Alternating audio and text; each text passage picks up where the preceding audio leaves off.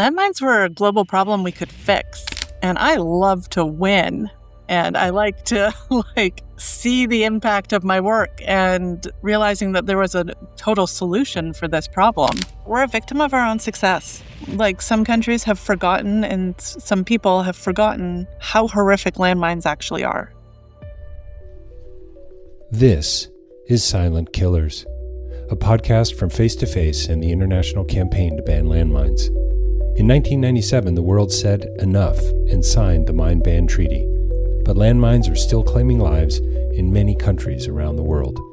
In this series, we meet survivors, frontline workers, and global changemakers, all fighting for a mine-free world. From Cambodia to the Ukraine, the danger is real. The work is urgent, and the path to peace is possible. Step by step, and yet still under our feet. This is Silent Killers.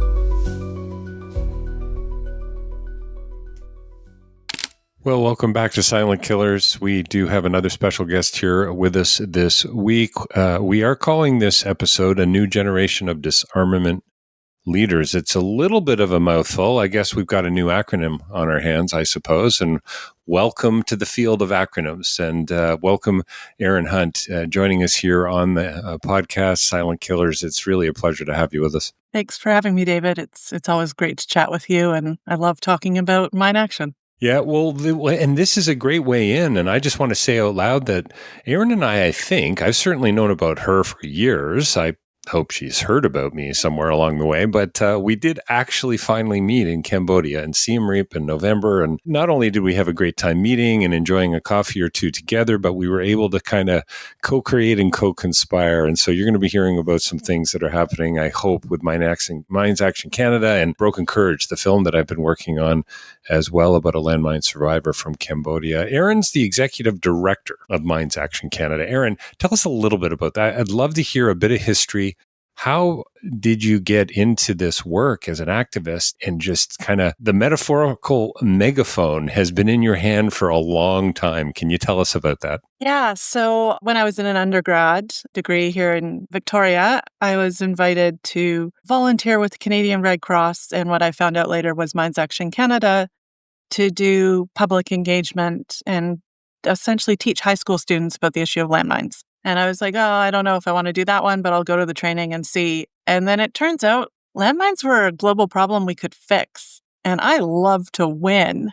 And I like to see the impact of my work, and realizing that there was a total solution for this problem was really appealing. So I did the talks, and then I have to credit my career to my chiropractor, because I was finishing my undergraduate degree. Okay, Erin, so I bet you I've interviewed 800 people. I don't think anyone, published interviews, I don't think anyone has ever credited their career or their book or their film to their chiro. So I'd love to hear more. Yeah, so I was graduating from my degree, and I said, I'm not sure what I'm going to do next year. I didn't want to go to law school like a lot of the other poli-sci kids did, because And I was like, I think I'll volunteer somewhere overseas. And Shannon, my chiropractor, was like, don't be stupid. You're a smart girl. Go get paid to work. Don't work for free. And so I was like, okay. And I found out about the Canadian government's program, which is the International Youth Internship Program, and saw that Mines Action Canada at the time was one of the hosts. So I applied for a bunch of these international youth internships and got one with Mines Action Canada. And that started me as my first professional step into mine action. I was working in Uganda with the Canadian organization there doing victim assistance.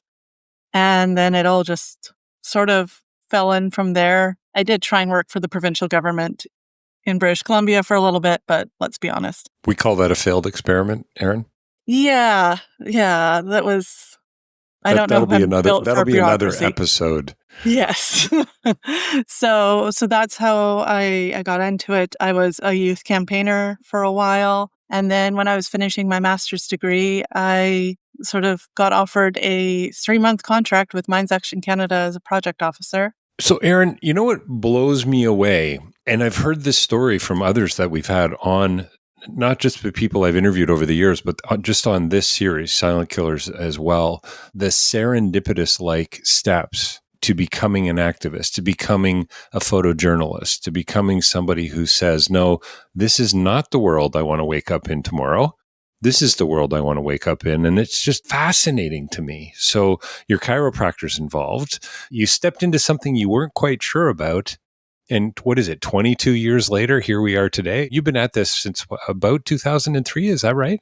Yeah, so I was doing like volunteer work in 2003, internship in 2006, and then I became MAC staff in 2011. Wow. So public engagement, what is that exactly? Is that telling me what I need to know as a Canadian? Talk a little bit about that, because I think it's a nice lead into working with younger people and youth engagement as well, and getting people excited all over the world about these issues. Yeah, so some of the work was the sort of thing that you'd see, like, the charity or nonprofit table at a festival, or Handing out postcards, QR codes are involved. well, not in 2003 where they put QR That's codes, right. but No QR codes yet. No, a little yeah, early lots for of those. posters and hand signing petitions and that There sort you of go. thing. Lots of handouts. But the biggest part of my volunteering was actually going to high schools and presenting about the landmine problem and the landmine solution, which is the Ottawa Treaty. So, as part of sort of global education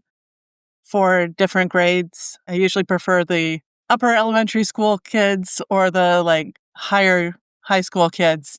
They you can either have fun with it or like get more deep into the issues. And we'd talk about what landmines were, why they were a problem, what they do to communities. And here in Canada, like a lot of the time we'd have students in the classes that had lived in landmine affected communities, or their grandparents were from there, or like they had family experience with this. And then we got to talk about the Ottawa Treaty and why it was important and the role Canada played in bringing it about. So it was really nice. And it's a way to show, I think, young people that really ordinary people can have a really big impact on the world, because none of the people behind the international campaign to ban landmines were like really famous or anything like that. Princess Diana was involved. Paul McCartney was interested in the issue and that sort of thing. But most of the work was done by like super normal people. You don't need to be a celebrity to No. care about an issue like this. And Yeah. you've what I've been amazed about as I've gotten to know you more and the work that you're doing, and when we hung out together in Siem Reap, you were there with, was it about 30 youth advocates from 42.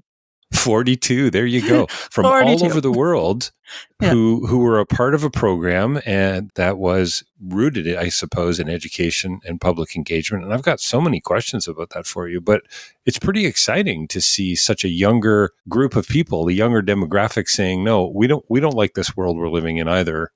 There has to be a better way. Yeah, there's so Minds Action Canada has been doing sort of like bringing youth into the movement since they brought people like me in.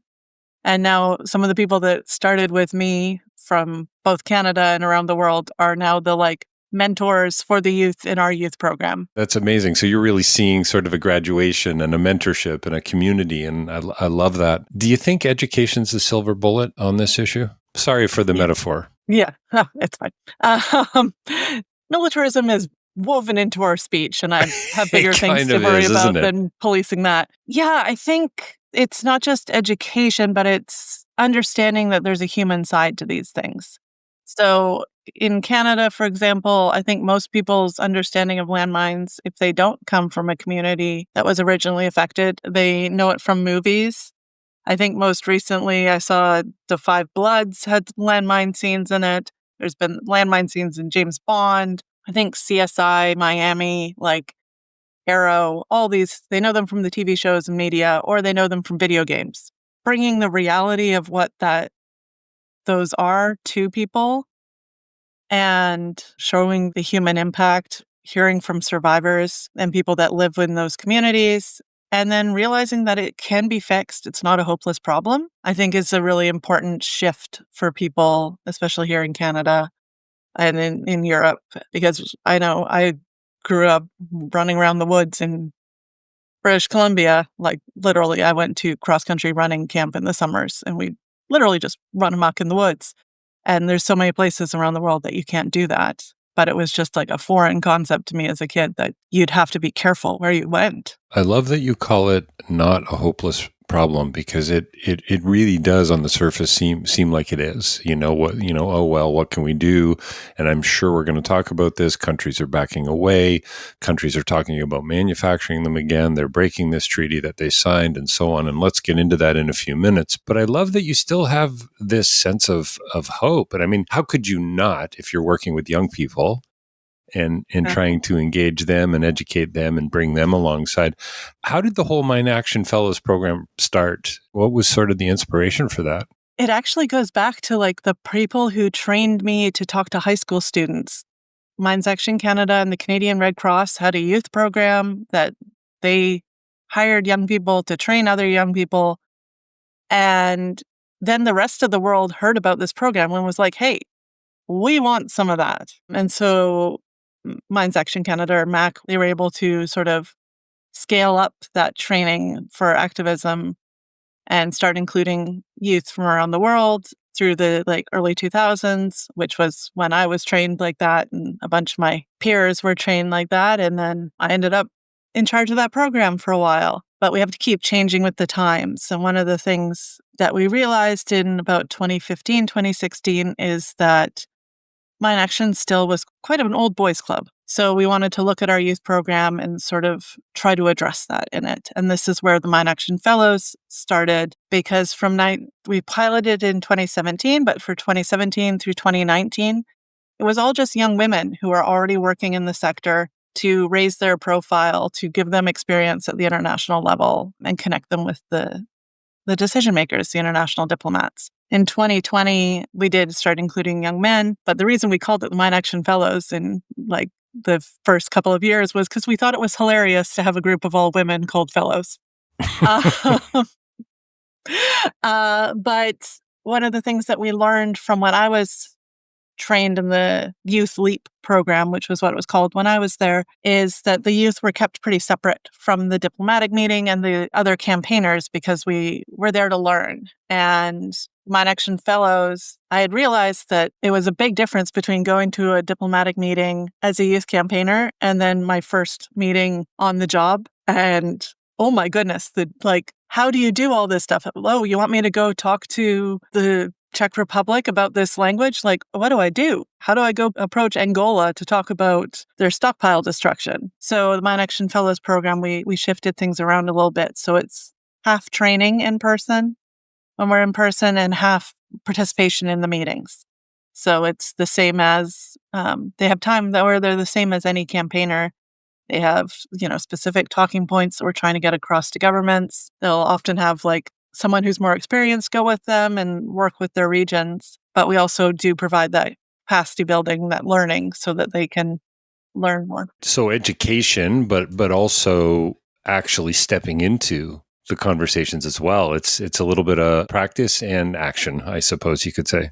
Yeah, we actually have a fun little acronym for it, because it's the world of acronyms in Mine Action, It is right? indeed. We call it the team approach. So it's training and education, and then action and mentorship.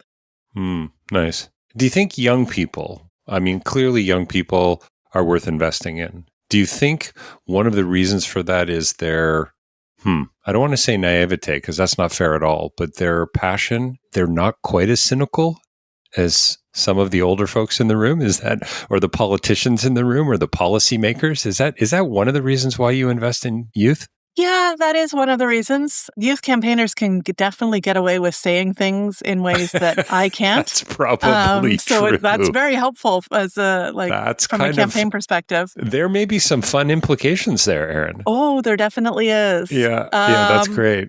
But I think the other reason we really invest in youth is when it comes to implementing the Ottawa Treaty on the ground, being out in the communities, assisting survivors or being survivors themselves, teaching risk education. It's always young people that are doing the clearance, doing the risk education. So they have the on the ground experience. And that's what the decision makers need to hear about. They don't need that. They want that information from the source. They don't need it filtered through 3 different levels of reports, right? So the youth have energy and new ideas, and they understand TikTok. They have not yet forced me onto TikTok, but I think they've tried. So they understand, new things, but they also have that on the ground experience that when you're, a Geneva diplomat where maybe you get out of Switzerland once a year, maybe twice if you get to go to New York, but like you don't really get to see the actual reality of the issues very often. So it sounds, I mean, you're already answering my next question about who some of these Mine Action Fellows are. You've already talked about it for sure, different countries and so on. I met some of them.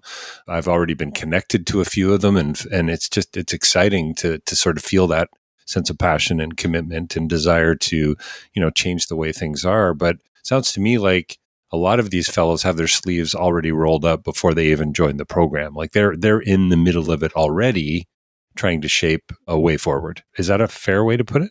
That's exactly right. They're working in their own communities and at the national level, and they're referred to the program by other campaigners. And so we help them get their message not just at the local and national level, but at the international level. Is it about advocacy for most of the fellows, like, would you say, or are some of them even coming with more practical experience than that? I mean, I remember being blown away in Cambodia by how what such a high percentage of the people who were actually doing demining were women.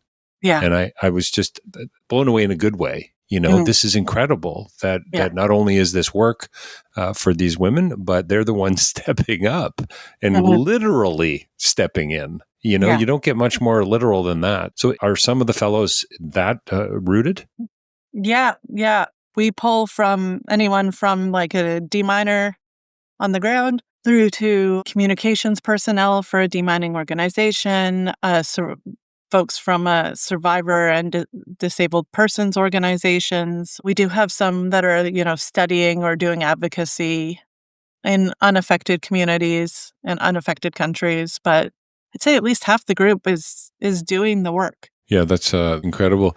Can you talk a little bit about some of their contributions? Anything stand out? Any sort of big wins, or maybe some of those things that they can say that maybe you can't? I'm sure there's a couple stories along the way. Oh, yeah. So I think one of my favorite parts about having youth diplomatic meetings is once we teach them how it works, because like the UN structure, international diplomacy is like really archaic and really patriarchal. Like it was built for a bunch of well-educated elites, men. But watching them like pick their target and just focus in on that one country or that one delegate that they need to find, and just watching them like make their way through the crowd and corner them and ask the hard questions. So a year ago, Lithuania left the Convention on Cluster Munitions, and there had been rumors for about a year before that they were going to do this.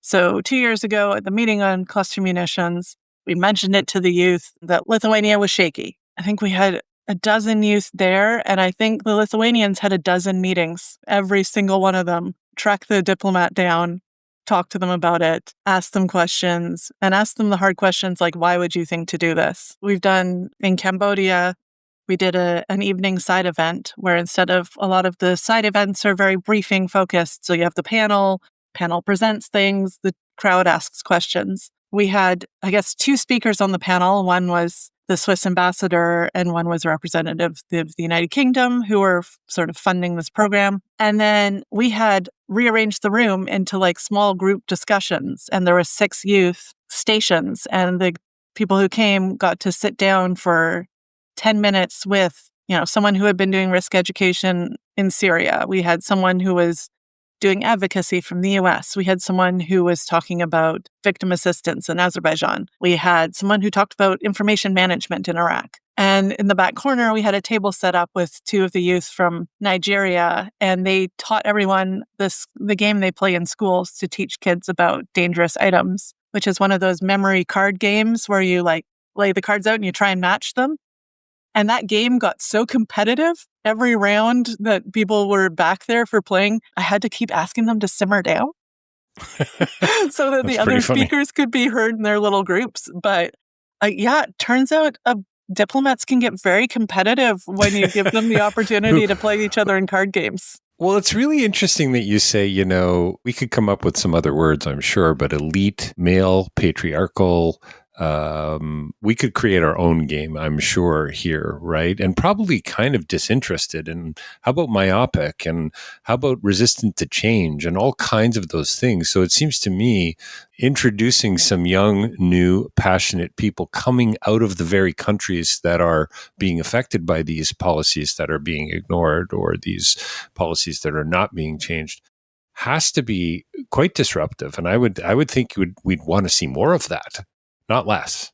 Absolutely. I mean, even just on the most basic level, you can tell when we have Mind Action Fellows in a meeting because you can walk into the room, and if it is like 95% black, blue, and gray suits, we probably don't have much of a youth delegation there. If you Right. see Interesting. colorful clothing, different styles, the youth are there. Yeah, what is this? A meeting of bankers? What's going on here? We obviously pay attention to diplomatic dress code, but I'm like, you wear what's professional and business attire for you, and you don't have to dress in dark colors. And I've had youth come back up to me being like, I finally realized what you mean by that. And look at the pants I brought this time. And she's wearing like bright pink dress pants. And I'm like, oh, good. So I can find you in the crowd. There's more than one way to stand out. I love it. Yeah. I And love there's it. more than one way to be an expert Right. and to Of put course. yourself forward as an expert. And you don't have to be ex-military and wear a suit.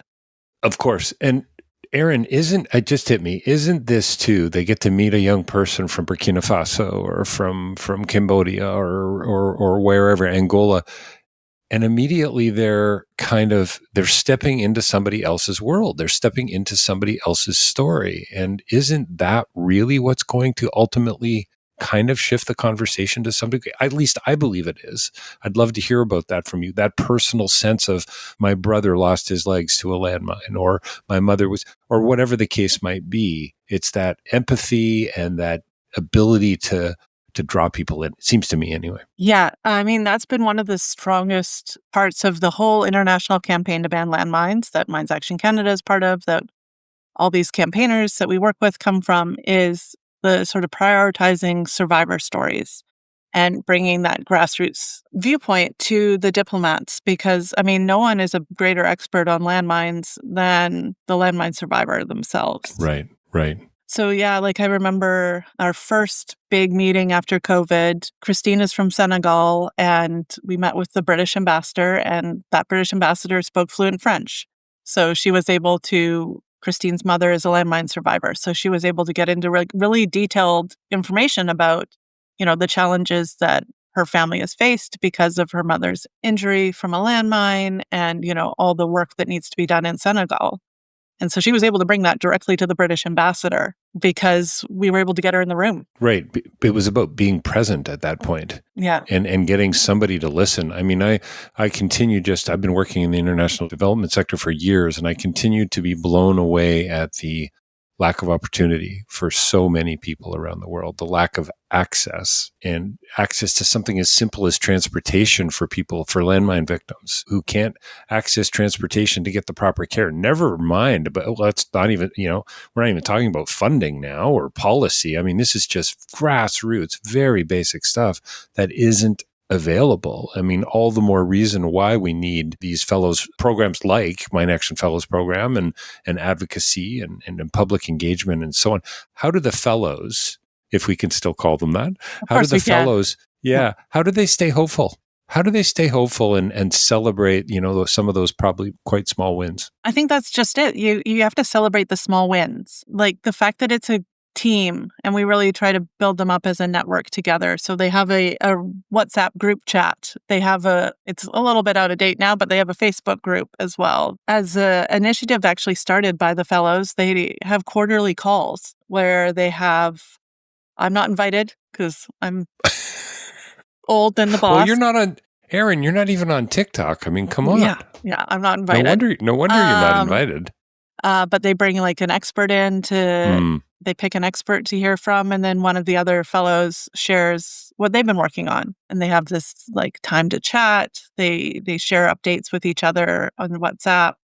We have a pen pal program within the program so that fellows with similar interests or similar professional areas of expertise are connected so they can learn from each other. So, when Tanaka and Zimbabwe brought out a policy paper, we all got to see that. When different things happened in Iraq, we got to see that, or like an update from Afghanistan. We get those updates from each other, and you get all the like high five emojis and the response from your peers. It's about community, and it's about sharing by the sounds of it, listening to each other and hopefully, I guess, gaining new insights and observations. I mean, context is so important. Everybody's is going to be a little bit different, I suppose, but it's being able to, I don't know, lock arms together. If does that sound too corny? Yeah, we won't make a judgment on corniness, but but That's it's right. accurate. That's Yeah. right. Yeah, we're not going to light a campfire and sing songs around it, kumbaya maybe, but at the same time, this is a group that is linked together by a very common cause and a passion and a commitment again to step into a better world. And how do you stay hopeful, Erin? I think two ways. One, the Mine Action community is always making progress, even when there are setbacks. We're still getting landmines out of the ground. Oman is fully clear this year. Like, that's a country with 0 landmines now because of the Ottawa Treaty and because of the work of this community. That's another country where, the kids can run around anywhere they want and be safe. And then we work, like I said, with a lot of survivors and affected people and just really committed people in general. And we have a good time together. Like, we have fun. It So I seems think like that it. really helps. And I realized I probably should have just gonna check the mess here on my desk because thought I had. Oh no, it's right here. I also have a little quote that I typed out literally like 15 years ago that I keep on my desk. That Nice. is, Can we hear it? yeah. So it's by I.F. Stone, and it says, "The only kinds of fights worth fighting are those you're going to lose because somebody has to fight them, and lose and lose and lose until someday somebody who believes as you do wins. In order for someone to win an important major fight 100 years hence, a lot of other people have got to be willing, for the sheer fun and joy of it, to go right ahead and fight knowing you're going to lose. You mustn't feel like a martyr. You've got to enjoy it." And I think enjoying the fight is something that the disarmament community is really good at. Well, and it seems to me that you can only really, I think, I don't know about only, but I think you can really enjoy and celebrate it with others. You Exactly. gotta be in a community. You gotta laugh and smile together and say, yeah, that one's a bit of a disaster, but we're coming back at it from another way. We're going to get creative and so on. Yeah, it's got to be so hard, especially with what's going on currently around the world. You don't have to read too deeply into the news to know that there have been setbacks without a doubt. What do you think has changed from your perspective? So 22, 23 years you've been at this. I love that you've got this quote on your desk, I.F. Stone, that you're still obviously getting recharged by, I suppose you could say, Yeah. from time to time. But what has shifted in your perspective? Is it more about method? Is it about the theory behind the method? Is it about, being disruptive? I mean, when's the book coming out, basically, I guess is the question I'm asking, Erin. I think right now the challenges that the Ottawa Treaty is facing with the 5 countries that are wanting to pull out and all of this is that we're a victim of our own success. Like, some countries have forgotten and some people have forgotten how horrific landmines actually are. So that now when they're faced with a security threat, all of the countries that are looking to pull out border Russia, and they're worried about future aggression from Russia. And they say that they need landmines to protect themselves from that. But they've forgotten that there were studies done in the 1990s when people were still using landmines frequently that essentially said the people overestimate how secure they are with landmines.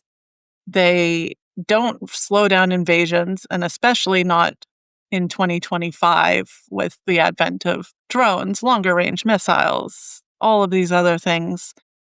Anti-personnel landmines on the border are not going to slow down anything but maybe a really janky pickup truck. Your armored personnel carriers, your everything False sense of security here, yeah, folks. false sense of security. So they've come to this idea that landmines aren't that bad. They'll be able to help us because nobody uses them anymore. The horrors of the 90s where we had 20,000 or more people killed and injured every year, those have faded from memory. So it doesn't seem as risky. Well, they really are silent killers, aren't they? I mean, here we are, having met in Cambodia.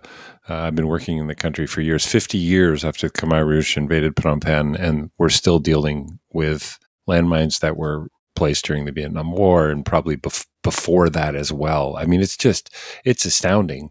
It really is, from a risk and a liability. And talk about lost opportunity as well, for countries all over the world. It's truly insane. Yeah. And speaking of, making sure that we enjoy this fight, even if we're going to lose it. I mean, at MAC, we've been talking a lot about that there's some 1990s trends that need to come back. But unfortunately, these countries are picked the wrong one. Like, there are so Right. many other things from the 1990s we should be bringing back. Like, I'll go with wide-legged jeans. That's great. We That don't one need never took for landmines. We me. need to bring back, wide-legged jeans and boy bands. Right. You I know? think I just saw that. Did Boys to Men just play the Sphere in Las Vegas recently? I got to see some Backstreet of that. Boys. There you go. Sorry. Yeah, that's Yeah, okay. I wasn't really into the whole boy band thing or wide-legged jeans. Just for the record, I'm too old for either of those things, I think.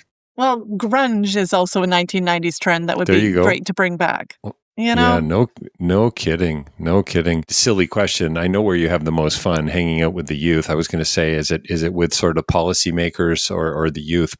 And we don't need to polarize it, but I'd love to hear a little, as we close, as we wrap here, a little bit more about your work and chiseling away at the policymakers, at the politicians, the people who matter just like everybody else, who are sometimes making decisions, not on their own, but collectively. How do you continue to fight that fight? You have to remember that the decision makers are people and there are things that they care about. So you have to figure out what they care about at a personal level and what their country cares about at a national level. So in Canada, we have parliamentarians that are farmers. So we talk to them about the impact of landmines on agriculture Right.